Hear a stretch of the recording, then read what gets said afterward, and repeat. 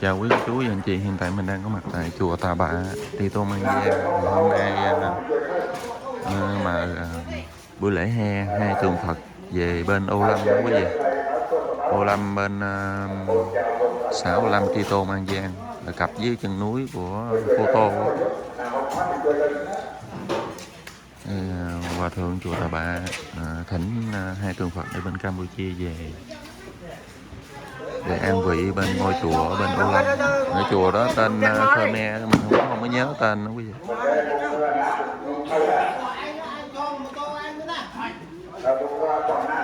Hai tượng Phật quá lớn luôn, xe rồi chuẩn bị sẵn hết trơn quý vị. Giấc này cũng 6 giờ sáng, giấc này 6 giờ sáng rồi. Mình chút cẩu lên là đi.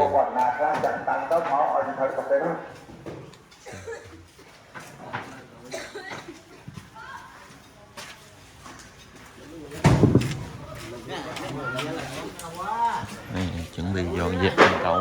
tượng Phật lên quý vị. Hôm Phật tử ngồi bích chỗ này luôn nè quý vị. Tại tối qua mình không có vô. Các sư rồi ngồi trên đó tụng kinh.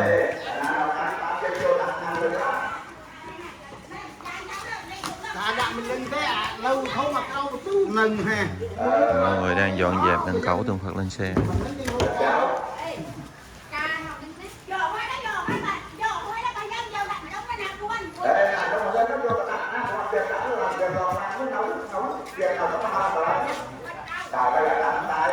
Các sư đang dùng sáng, ăn sáng đó quý vị.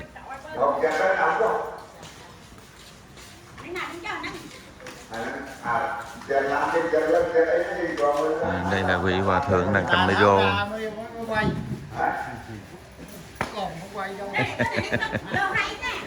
Đây là vị hòa thượng chùa Tà Bạ quý vị, chủ trì chùa Tà Bạ.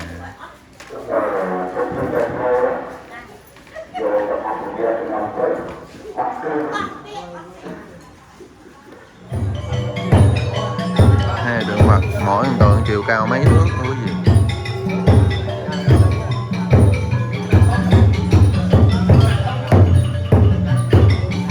Mấy gần 3 mét.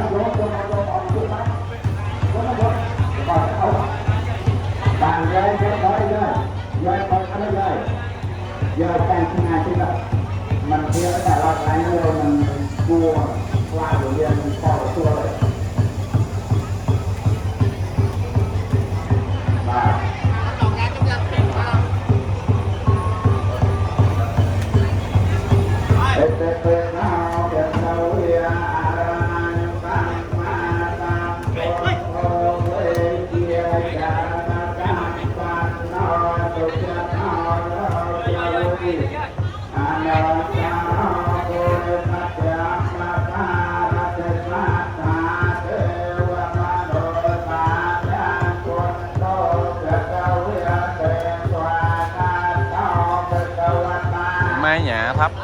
gánh được.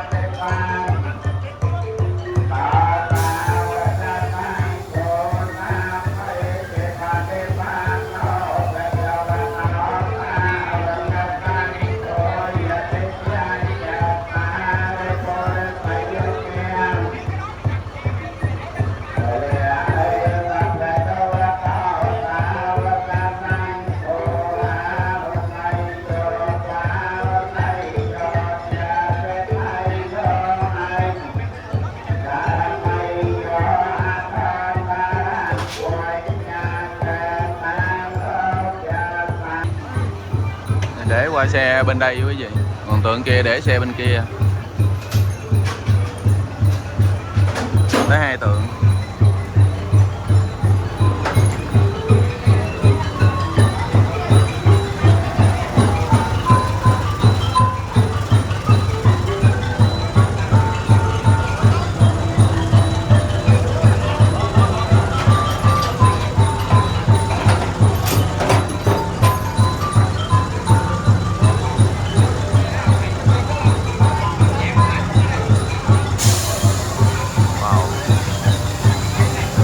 Lúng hụt luôn á chị, lúng nó xuống rồi Tài. 7-8 tấn luôn à.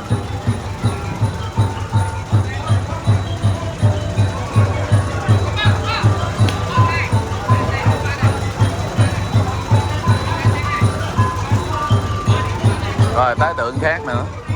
tới tượng kia để xe bên kia.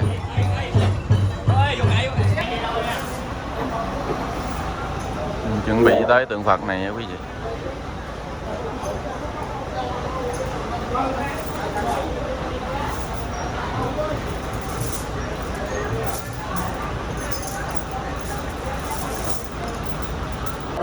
Trong bát haiประพุทธรูปประการยกเทียนในเนื้อที่ตรงกลางของตัวกับตัวพระราชาตายไปตัวเราตกทองตามอันเป็นตายก็ลงช่วยไปพระราชาจงตัวตายเลยยาวมาใส่ก็ยึดเวลาตัวตัวเองตัวตัวการเกี่ยวกับเวลาตัวเจ้าและเงินสมัครไปคือมาไปเสือหน้าสมัครใครใครพระเพียงยังเจ้าปรารถนาโนมานาโตนาโตอัดหมายโดยไปใครปรารถนาโตอนุโมทนา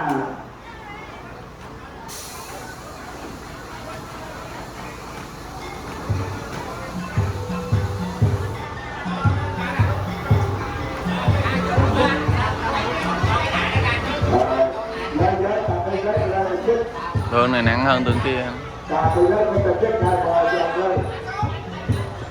Nó đã bọc máy rồi, đã bọc máy rồi. Tục tốt, rồi chặt cắt.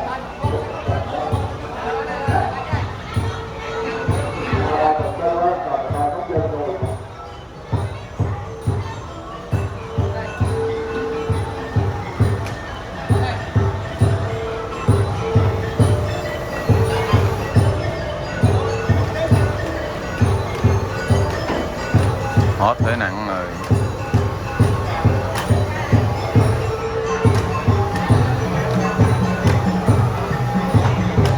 Căng như vậy.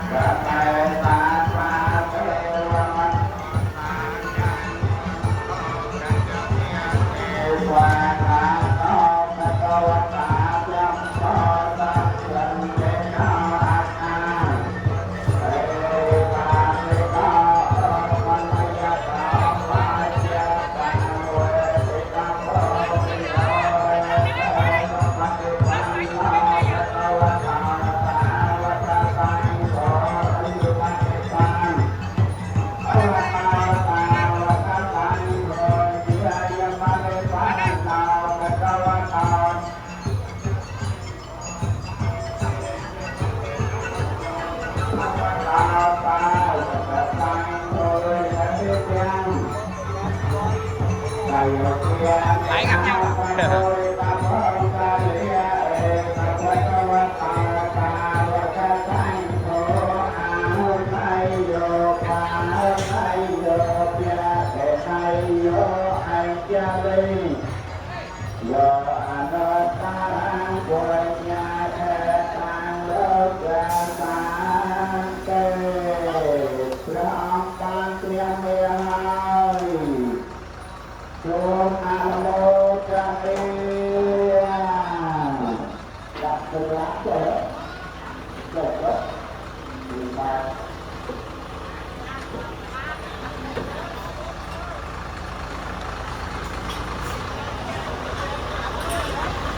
Quá nặng rồi.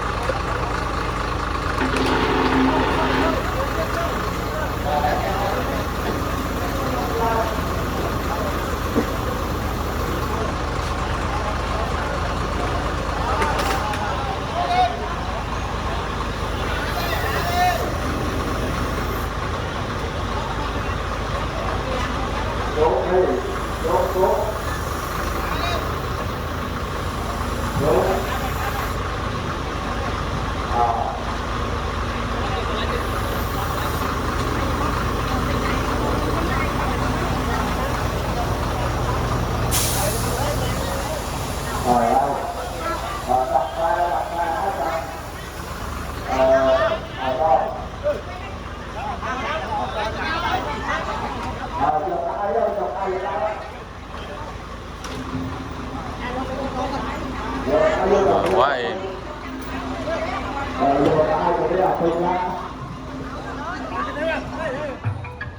Này, xe xuống chuẩn bị đi nha quý vị.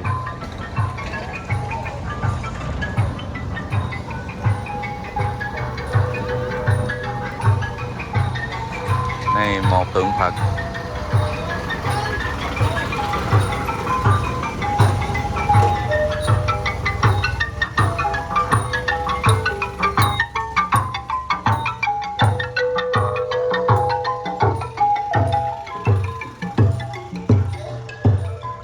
lớn hơn sao nữa.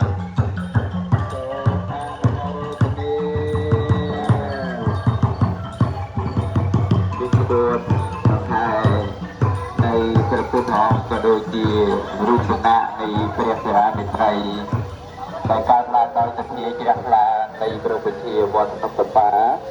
រួមដោយមួយលើពុទ្ធបរិស័ទទីមួយជាដែលជាពុទ្ធបរិស័ទគ្រប់អត្តថាបានកសាងឡើងដើម្បីដង្ហែ sao là Phật tử đi theo ប្រធាននៅព្រឹកថ្ងៃនេះជាញោមយានជាពុទ្ធបរិស័ទ quá đông luôn quý vị ơi.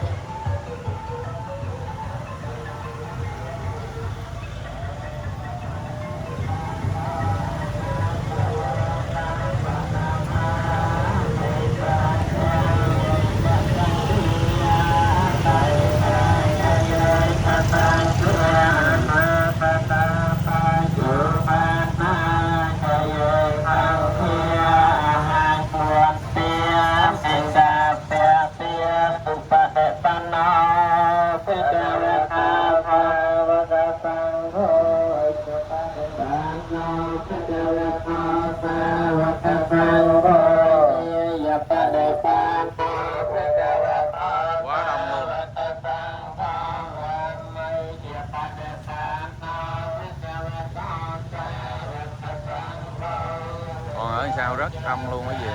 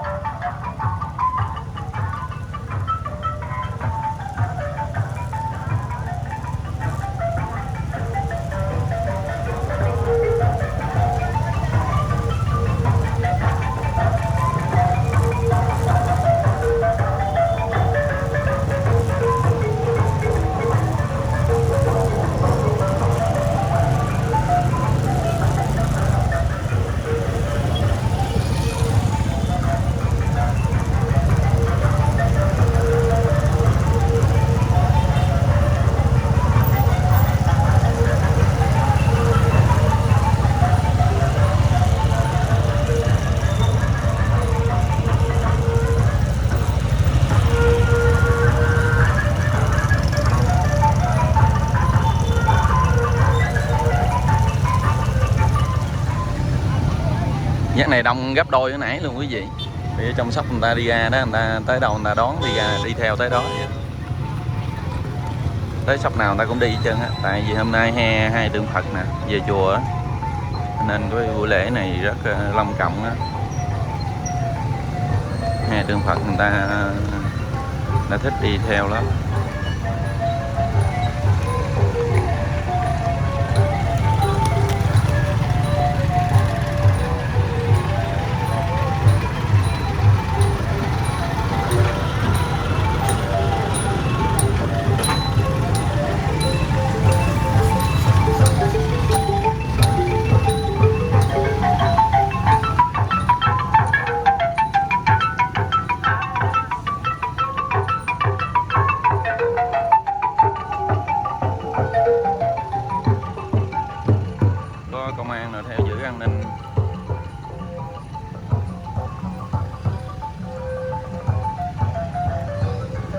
còn một tượng nữa quý vị.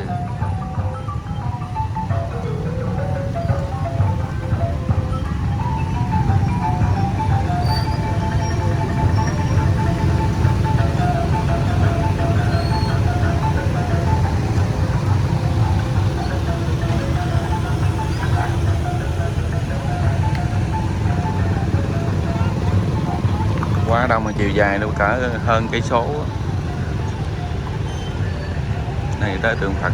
thứ hai.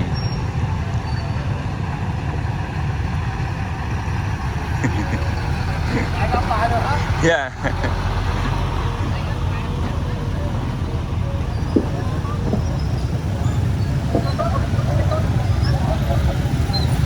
Ở sao người ta đông nè quý vị, Phật tử đi theo rất đông luôn.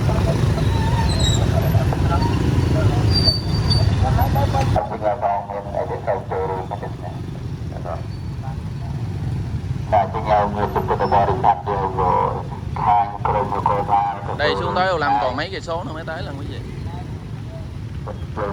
7-8 cây, 6-7 cây nữa.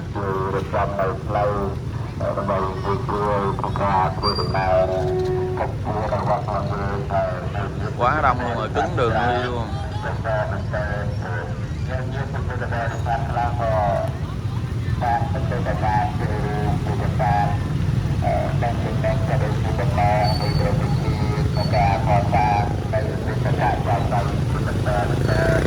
Lớp xe mà ô tô rồi xe máy, rồi các xe, mấy cái xe túc túc ở trong chùa, xe ba gác.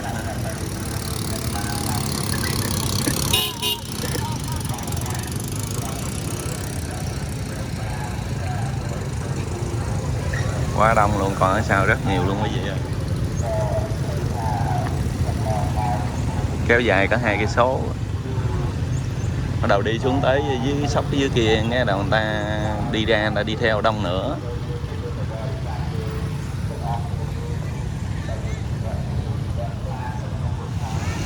Đây là tớp đầu tiên nha quý vị. Đây dưới còn xa dữ lắm. Kéo dài có 2 cây số vậy quý vị.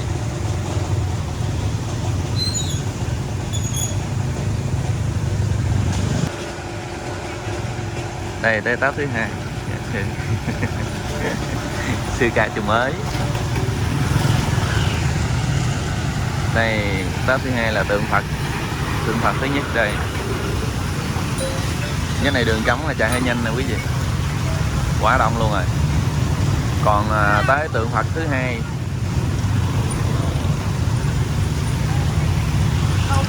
Tượng Phật thứ hai ở sau xa lắm.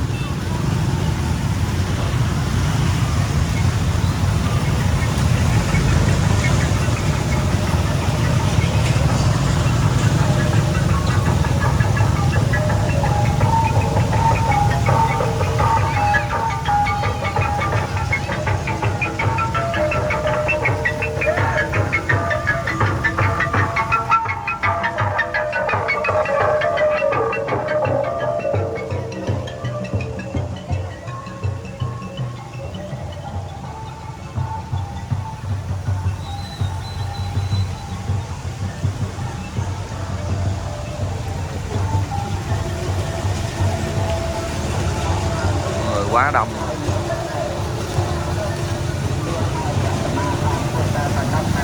Đây tới tượng Phật thứ hai.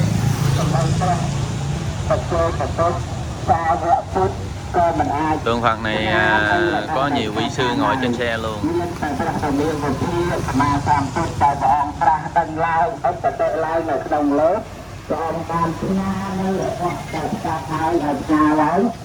tôi sủng tay nữ thôคืออันอัตมหาดอกเป็นนึงเอาคือชะตาเปิดตัดเลยเอาจองสบายเพื่อชาติเพื่อชาติหน้ามีแต่ที่เคยยังเราชาวชาติชาติเอา Quá đông luôn quý vị ơi. Rồi giờ này mình chạy xuống tới chùa mình đón luôn quý vị ơi.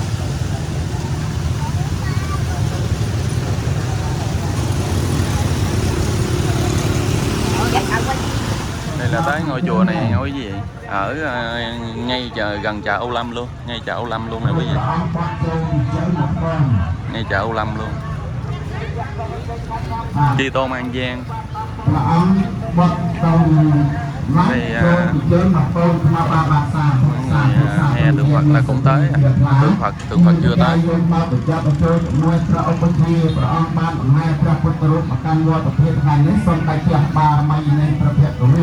Bữa nay quá đông Phật tử luôn.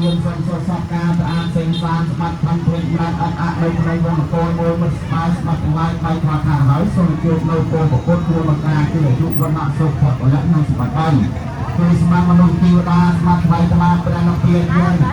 ตีปราถนาโนสภานาโพงาโซลปาสมาเกิดเสกไตปราถนา Chỗ đó là Phật tử tới cúng dường đó quý vị. Quá đông bà con luôn rồi.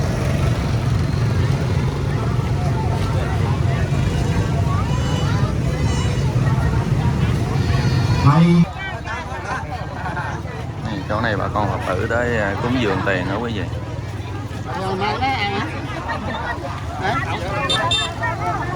Tượng Phật gần tới rồi.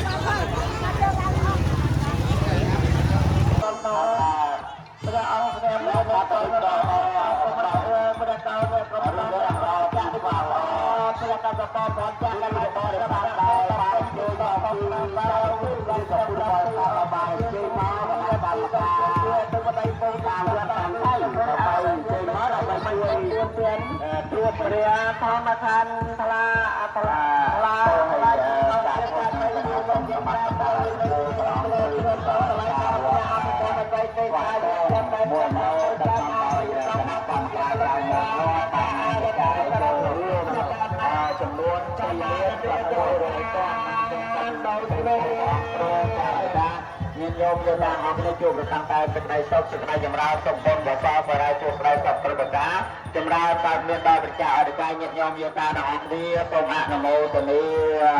โอกาสสัพพะพุทธเราจะโมระเปียยังอักเสบเยจาริวตโตเดกนายกับพระพุทโธในระเดยจับแมงลงมาจะไม่จะโตตโมเปียไปจะไม่แทงเราจะได้ตอนนี้ก็มันโดนใจอันตรายอะไรยังไม่เคยเอาความบริยาจะขัดขืนโม An vị ở trên đó đó quý vị, có cái đế tượng Phật sẵn,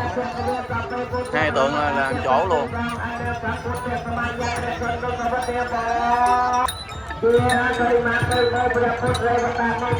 Quá đông luôn.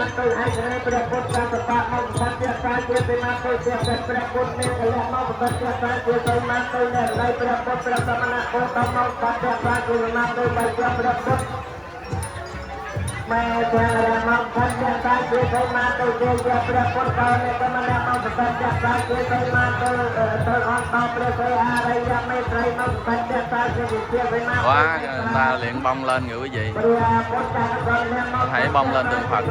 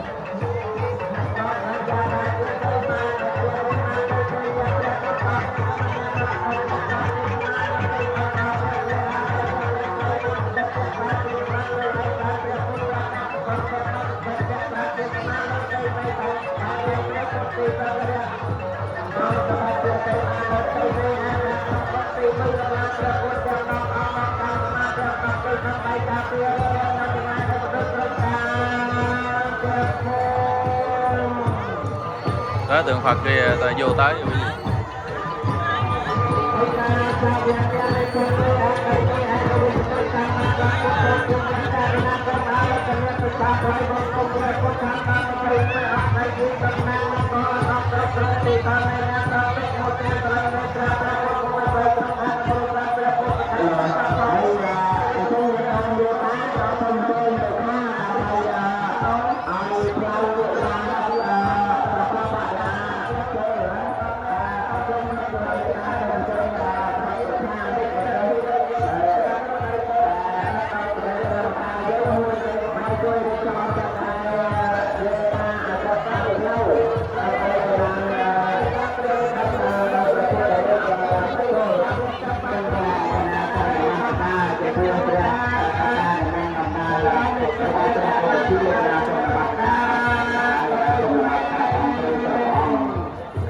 Nên tập lái đó, tập lái tất cả là ấy là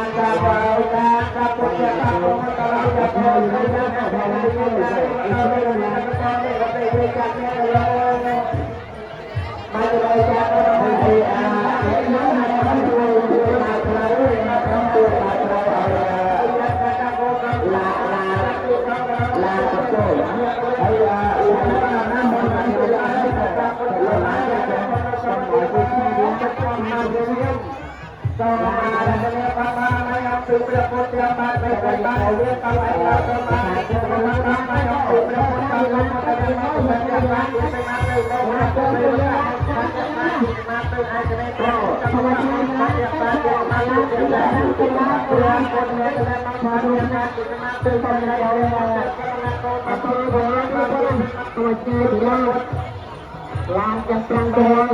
mau chú thay lá hay chân gì cũng hay cái này đâu các bạn hai đứa con thì nó tay đấy tại hai nó tích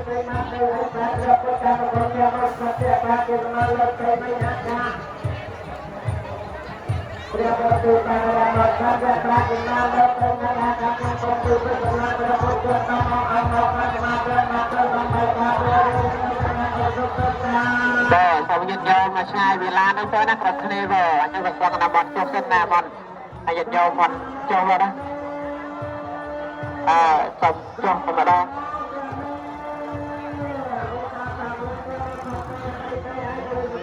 Đông người ta khủng khiếp luôn quý vị.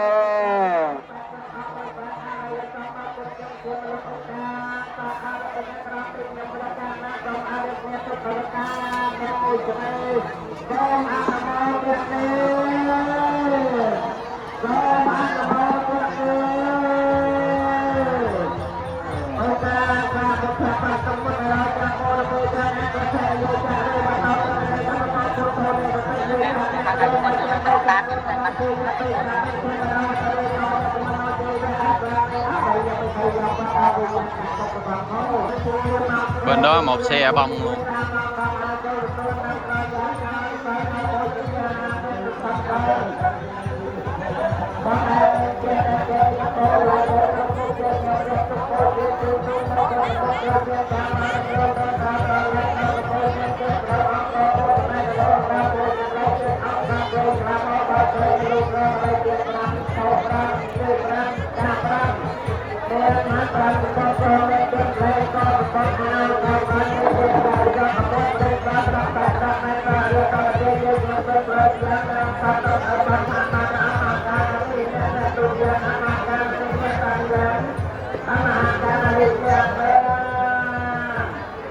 Hãy subscribe cho kênh Ghiền Mì Gõ để không bỏ lỡ những video hấp dẫn.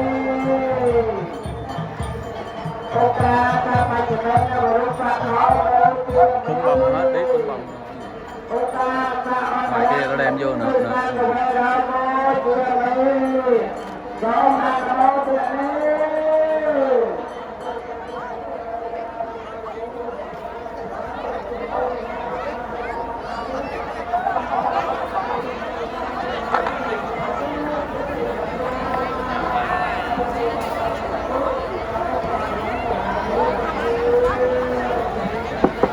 Alo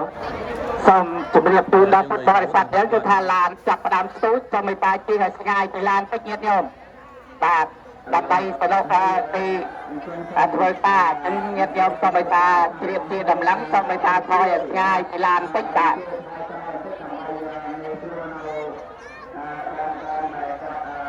ហើយបើសិនជាមានបំណងបូជាបាទដោយបច្ច័យក្តីគឺថាសូមមេត្តាទៅមកខាងនេះបាទខាងក្រោយខាងនេះបាទក៏មកពីខាងមុខពីឡានកំពុងរៀបចំស្ទូចបាទសូមជម្រាបជូនបើចង់បូជាបច្ច័យដាក់បាតបលាំងគឺថាសូមមេត្តាចេញមកខាងក្រោយនោះញាតិញោមបាទចូលមកពីខាងក្រោយហើយផ្ញើឡើងទៅតាមរយៈតាដែលនៅខាងលើបាទសូមជម្រាបជូនកន្លែងខាងនេះយើងមិនអាចបូជាបានទេគឺថាឡានកាប់ផ្ដើមស្ទូចគឺថាក្រែងមានវិបត្តិទៅដល់បងប្អូនទាំងសូមបងប្អូនមេត្តាជ្រាបជាដំណឹងហើយសូមមេត្តាអញ្ជើញទៅខាងក្រោយក្នុងបូជាបច្ច័យបាទសូមអញ្ជើញទៅខាងក្រោយហើយផ្ញើតាមរយៈលោកតាដល់ខាងលើបលាំងបាទចាប់ជួយរៀបចំឲ្យ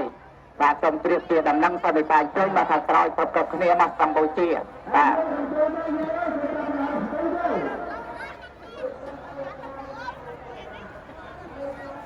Hãy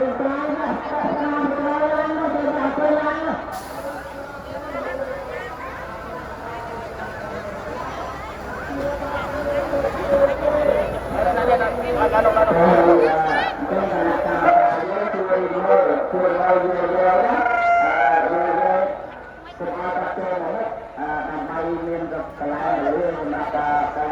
cho kênh Ghiền Mì Gõ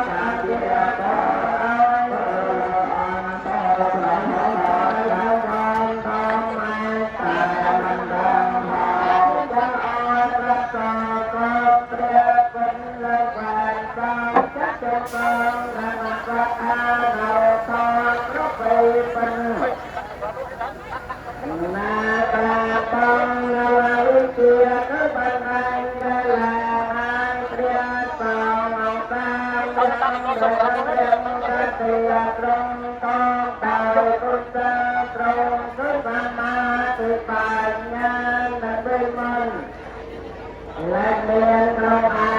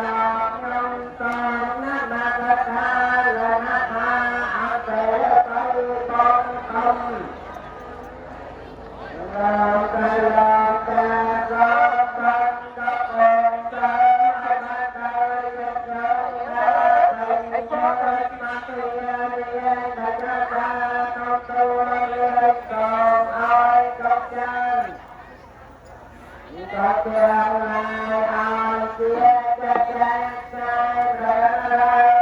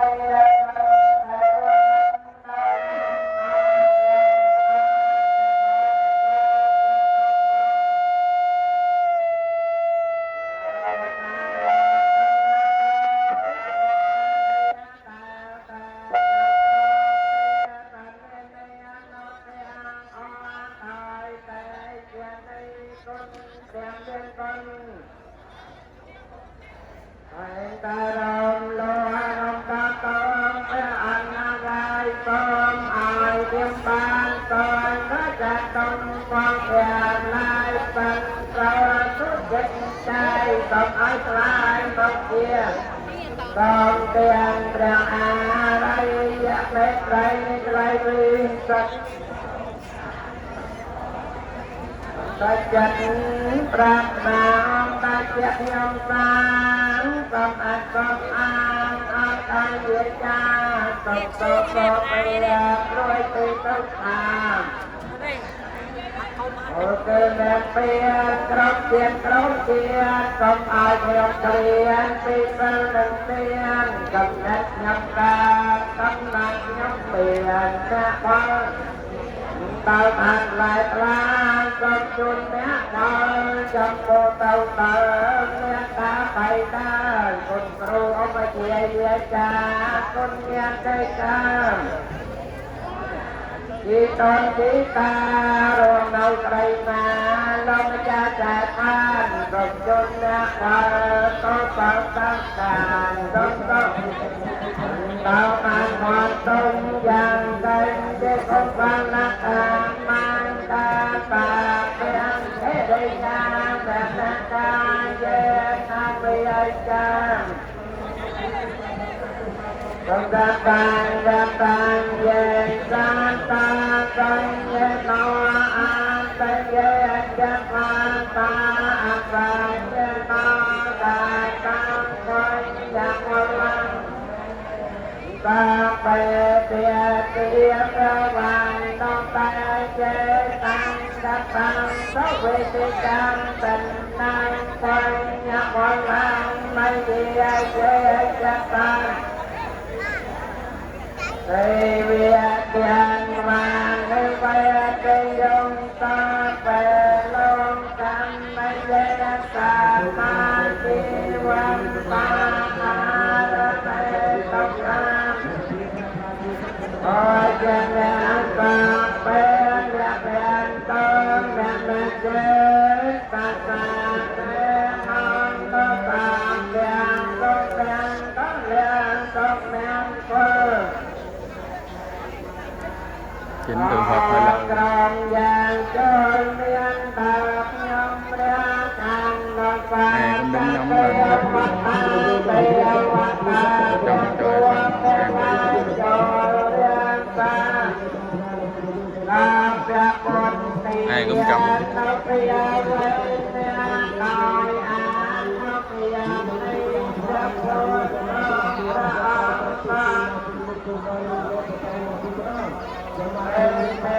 ដោយអានុព្យានៃព្រះអង្គព្រះពុទ្ធកតន្តិនុព្យាវេទនាដោយអានុព្យា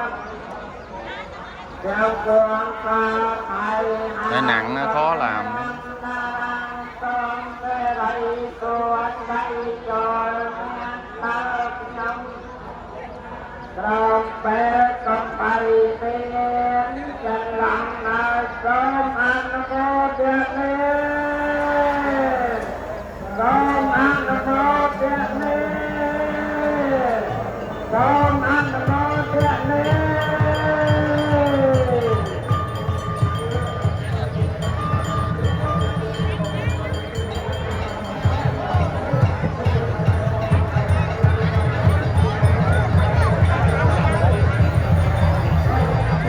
Rồi xong,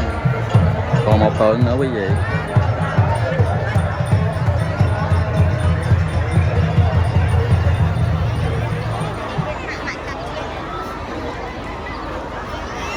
Quá đông luôn.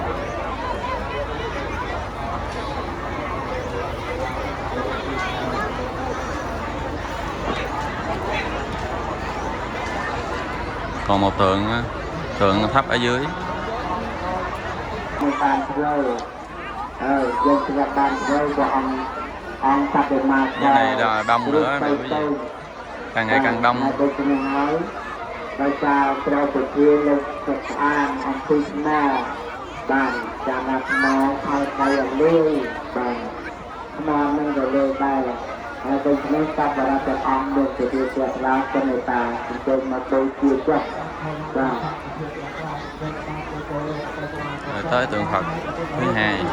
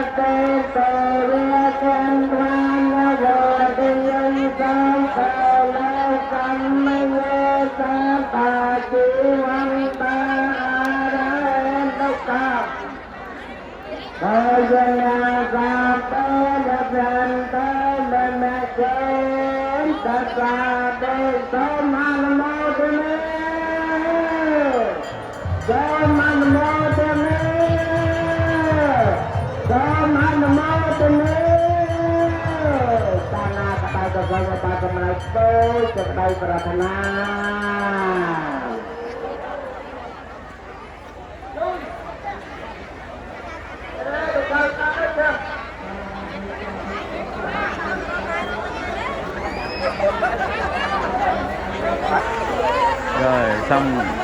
ăn vị xong rồi đó quý vị.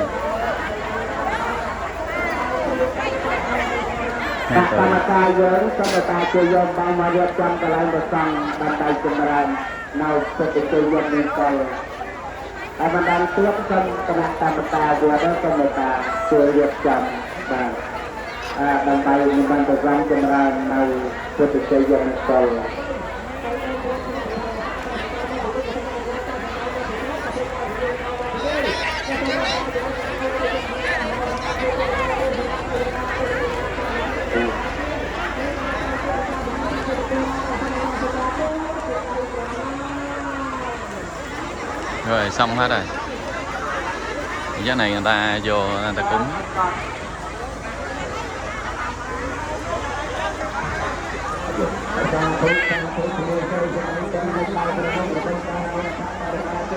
Ở trong này người ta có đẩy ăn nè, đẩy nước nè, đi dọc đường người ta có đẩy nước miễn phí nữa quý vị. Giống như bên người Việt mình bên Đầm Giáo Hòa Hảo, đi he dọc đường có bà con Phật tử người ta để nước, phát nước cho bà con nó đi đường. Ở đây thì có đãi đủ thứ, trà đường, cà phê, sữa, đãi nước cam nữa.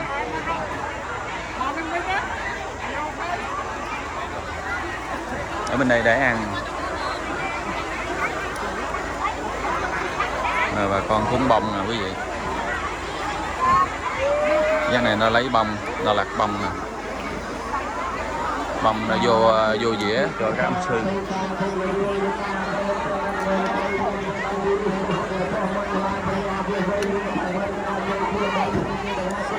Chờ đợi hồi hộp cũng xong 2 tượng Phật. Mới nãy cẩu lên và con đứng im ru chắp tay niệm Phật.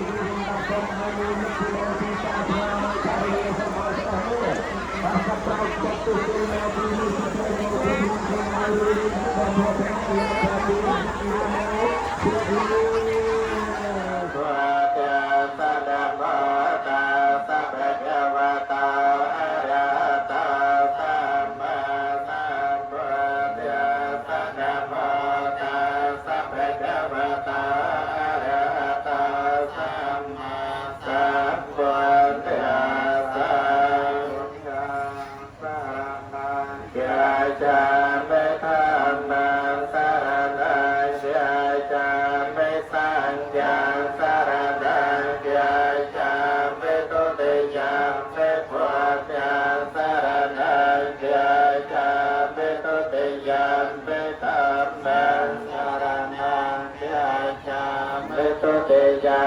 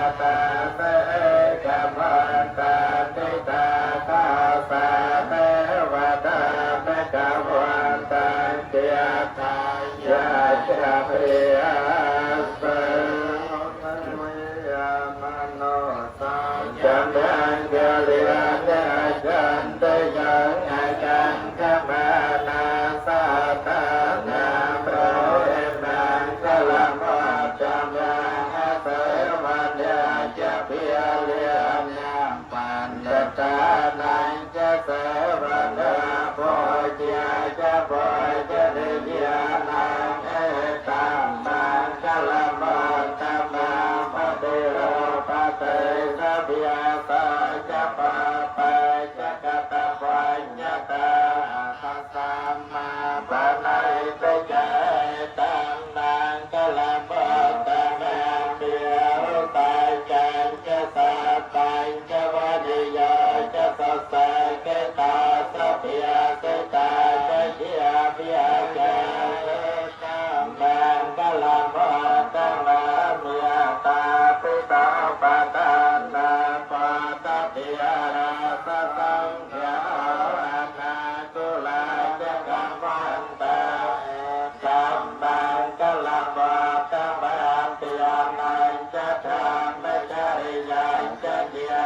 กานังจะสังฆานาวัยเจียนิกรรมเน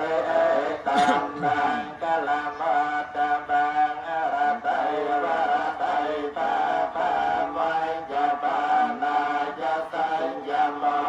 ปะมาโตยะธัมเมโสเอตัมนังกะละมาตะบังเทระโวจะเนวิตาจะสันตไทยจะปะทัญญตากะเลนะตามะสวรรนังเอ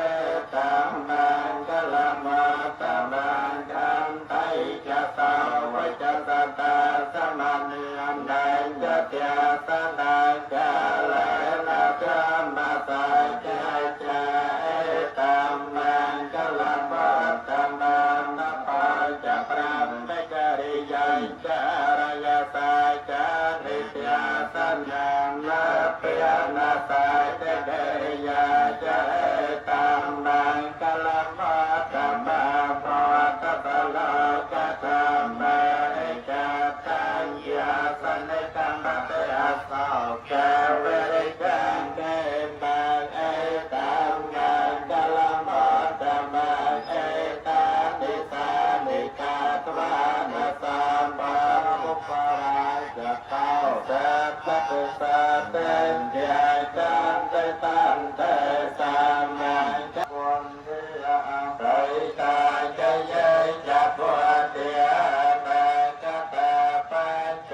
ปัญญาจะเยปวดเตียวันเตียมิสัมมาเตียสัพพะเจรณะสัมปันโนสัพพะตาโลกวิโตนันตาบริสัทธามาสารติตาตาเตวะมโนสานาปุตตะปะกะเววิทังกราติโกนาสัญญาตาปุตตังสารสานามิยเมตัญญะปุตตังเอเมหิสังกะเรหิยะปิโมจเยมัยจักขเมอะไตตาจะเยจะธามิยานาคตาปัจจปานาจะเยจะมิยาวันเตียมิสัมปะเทียมวะคาโตภะคะวะตาธัมมาสังฆังเดกาอังกาเลกาเอปัสสะกาปะนะเยกาปัจจตาเวติตาปะเวโยไอติตังปะกะตาติกุณัสสัญญาตังธัมมังสรสะยามิยะเมตัญจะธัมมังเอเมหิสังกะเรหิยะปิโพจเยมัยจักสังเทยะปะเดปันนาภะคะวะโตสาวกสังฆังสัมมัยจะปะเดปันนาภะคะวะโตสาวกสังฆังยติจังจัตตาริปุริสโยคิยานิอาทัปปุริสปัจจลิยาเอสัพพะคะวะโตสาวกสังฆังอาหุนัยโยปาหุนัยโยจักขินัยโยอัญจลกรณัยโยอนัตตรังปัญญาแคตังโลกาสาปิตังสัพพะเดชานาติโกนาสัญญาตังสัมยาเสริสังสัญญาสัญญาเอเมหิสังกะเรหิยะปิโพจเยเมเอเตเปเตยังอะปะระไมอะปะปะระไมปะระมะตะปะระไมสัมปันนาสาปะกะเบียเอเปเปไสลาปะระไมอะปะปะระไมปะระมะตะปะระไมสัมปันนาสาปะกะเบียเอเตเปไนสัมบาปะระไมอะปะปะระไมปะระมะตะปะระไมสัมปันนาสาปะกะเบียเอเตเปปัญญาปะระไมอะปะปะระไมปะระมะ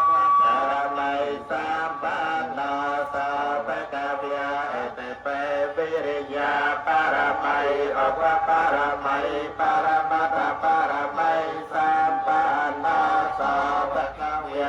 เตเปขันไป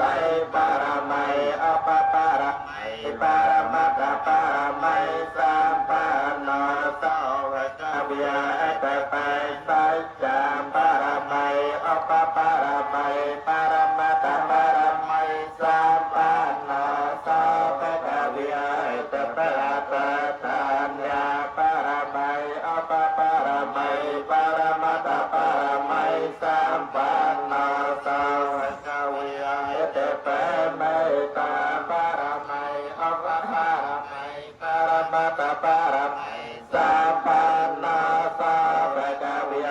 เตเปเมตตาปารมัยอภปารมัยปารมัตถปารมัยสัมปันนาสาวกเวียเตเปเตียสาปารมัยอภปารมัยปารมัตถปารมัยสัมปันนาสาวกเวียเตเปสัมมาทังปารมัยอภปารมัยปารมัตถปารมัยสัมนาสาวกเวียเตหงสาสัมมาเพนันปัสสัสสะวะตันตันเดเมกะลาติตะกะระสะเสนะเมรันเมียเมียติธรรมวิทิญญาจิตาวามานันตาตันตาจะสาตวัตตาจะยามังจะเลียเนเมียเรียเดเรกัมปิโยจะสัมมาราตังโครังปัญญาลภกะมาตมะทัตตยาขังขันไตสตาทวิทิญญาจิตาวามานันตาตันเตจะสาตวัตตาจะยามังจะเลียเนนาลาเจรังกัจจวารังอติมาตะภูตังธรรมโสนัยรสติอานันตังเมตัมปัสสนิกาตวานากาตมัจจาราอภิเกปนัยยะจัญจายตาตวัจนังจนกายมังเยสันตนาสามวิทิญญาจิตาวามานันตาตันเตจะสาตวัตตาจะยามังกะเลียนิสัจจังวิยมติสัจเจตวาลัตเตตังวาจาปิโรเปตมัญญังลัตเตอันตโพตังปัญญาปเตปัจจลตาจิตาวามานันตาตันเตจะสาตวัตตาจะยามังกะเลียนินันตาปันนันตะปุจเจปะปะกะมาตัมปัตตนะเตระปุจเจนะตัมมาปยันโตเทปะเตสวิทิญญาจิตาวามานันตาตันเตจะสาภวัตเตจะยามังกะเลียนิโตเกียเตตะปุจเจนะสักกะหาตามพระมังวิสัชจะยามาตะปะกาเปติอานาเยนาคเตนะวิทิญญาจิตาวามานันตาตันเตจะยาวัตตาจะยามังกะเลียเนเอตาเปียปวัตจะยามังกะละอาเตติอาตายโยเวียจะนาตนะตะนะสารตะนะตันเตเอตวานะนะกะวิวิเตียงจปะกะเวียสังฆังอติกะเมยะนาราสัพพัญญาอาการังไตจวายเกนะอันตเตจะยามังกะลาจะยันตาโพธิยาโมเลยสาวยานานันเทวาเตโนเอวาตวังวิจิยาเจยสาเจยมยังกะลาปาราจิตปัลลังเกไสเสปะทวิปาเจเรอภิเสกสาปะปวะเทียนังอาจาปาตาปะมาตะเดสัญญาดาตังสมยังกัลยังสัพพิยตังสหติตังสักนาสัมภะตาจะสยะทางพระมัจจาริสัพพะเกนังกายกรรมังวิยากรรมังปัจจาเกนังปัจจาเกนังมโนกรรมังปะไนติเตวะจาเก นาวัชยาปิตานิกาตวานาลปันตาเตปัตยาเกเนปะปวนเตียนพยาเวนนาตาปะธรรมยานาพยาเวนนาตาปะสังพยานาพยาเวนนาปวัตระตนาตาปะระตนาสังกรตนาตันนารัตนานาอานาพยาเวนนาจตุราสัยสะต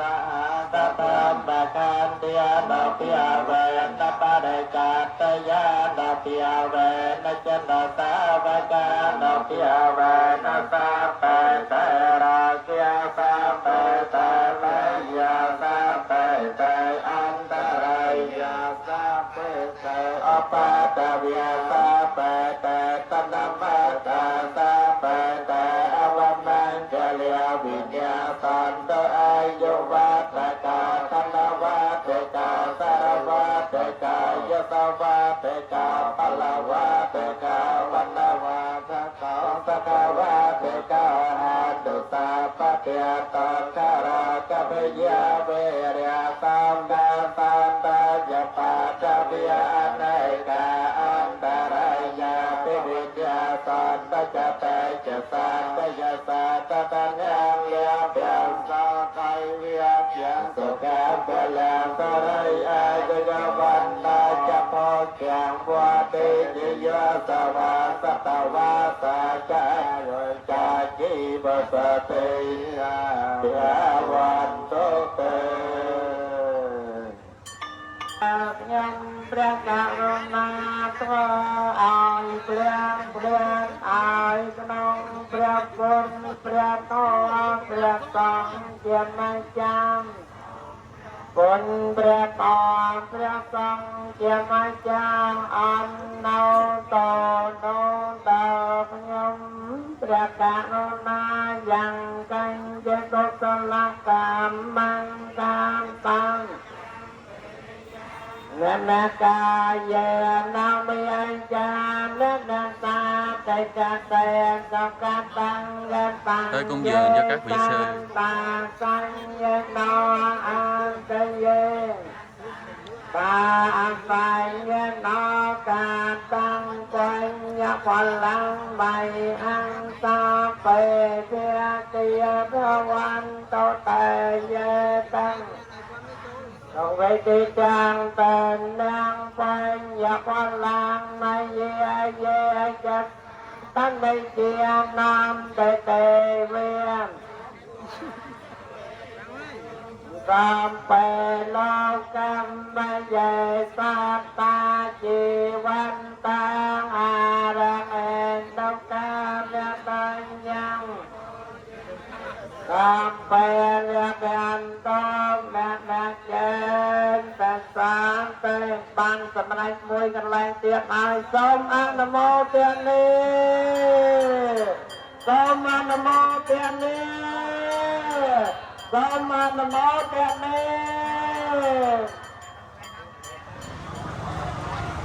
Đây là phía bên chánh điện đó quý vị. Chánh điện này cũng lâu đời, là ngói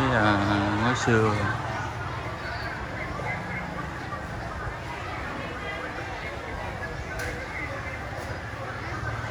Xung quanh chánh điện có hồ sen nè.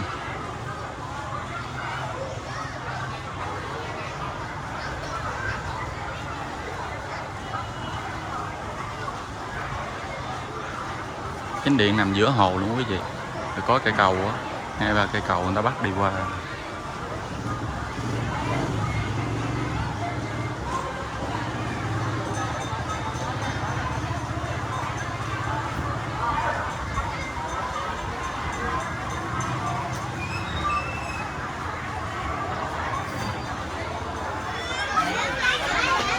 Đi qua chánh điện nữa quý vị.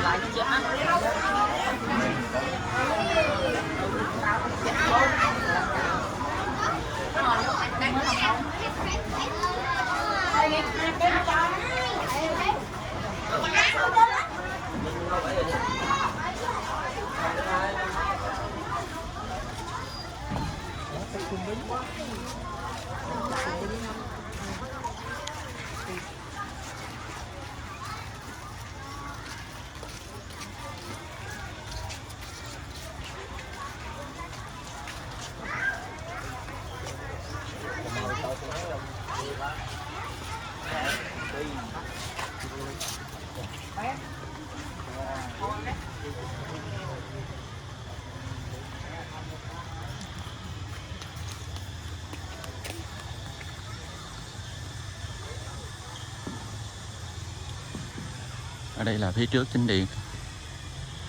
cái hội sen ở chánh điện ở giữa quý vị. Hoặc là hồi trước là đất liền nó xây chánh điện, cái xung quanh cái nó múc thành cái hội sen.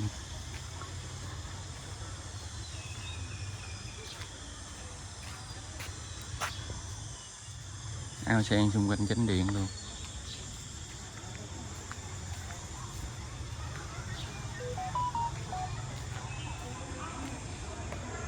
Chánh điện đơn sơ.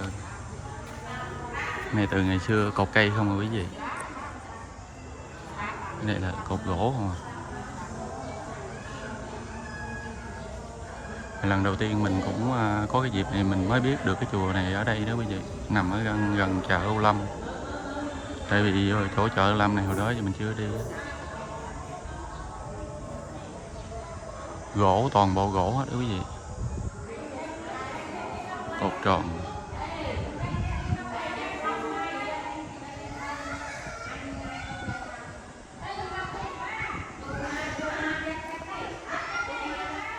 Phía bên đó là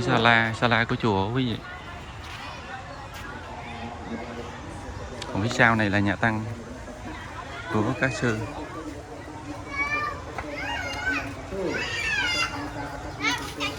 Đây là cổng sau của chánh điện.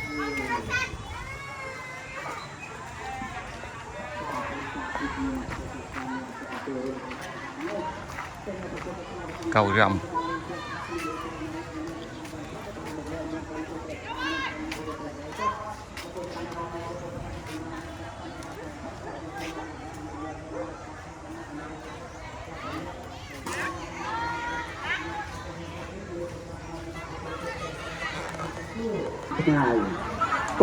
Này ở đây đãi ăn cho bà con Phật tử đến đây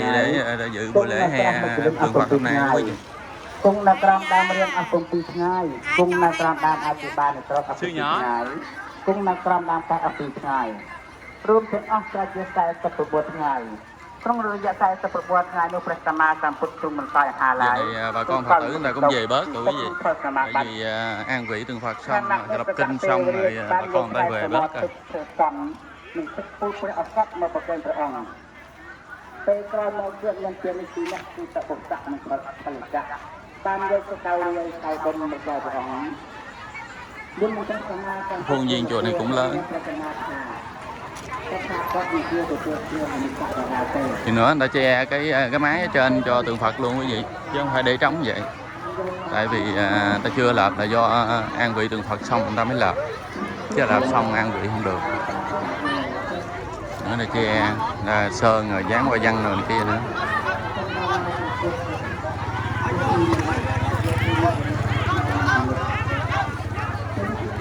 Đây, nhiều người Phật tử đã đến đây để người ta thỉnh lộc của Đức Phật, thỉnh cây cây quý vị.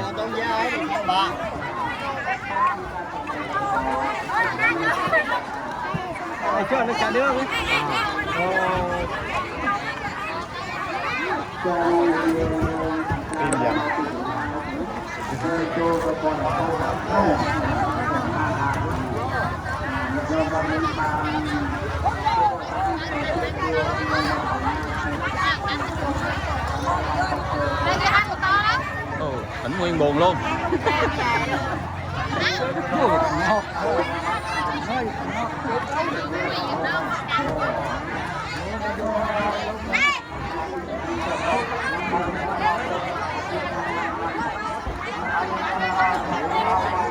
Ở đây nè.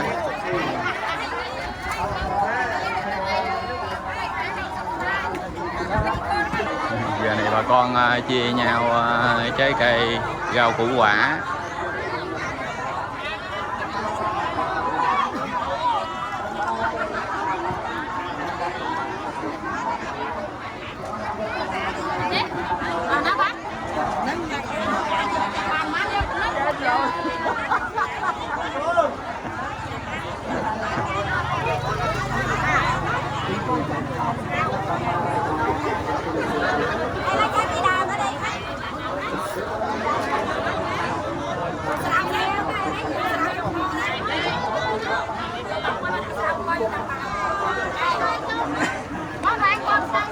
Còn bí đao nữa kìa. Lấy bí đao luôn. Đó, còn 3 trái bí đao kìa. Lấy bí đao cho cô này luôn đi.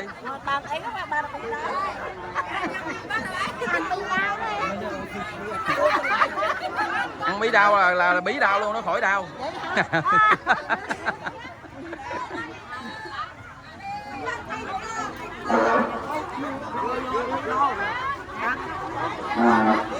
Và khi chúng ta sẽ đi hài sự tăng sẽ là gì bằng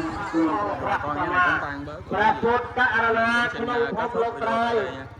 បាទទូសាចៅប្រទេសក្រខ្លះ Nếu quý vị xem hay hãy like, chia sẻ, đăng ký ủng hộ cho kênh mình nha. Mình chân thành cảm ơn quý vị. Chúc quý vị và thân có mang lại sức khỏe dồi dào, an vui và hạnh phúc. Nam mô Bổn Sư Thích Ca Mâu Ni Phật. Nam mô A Di Đà Phật.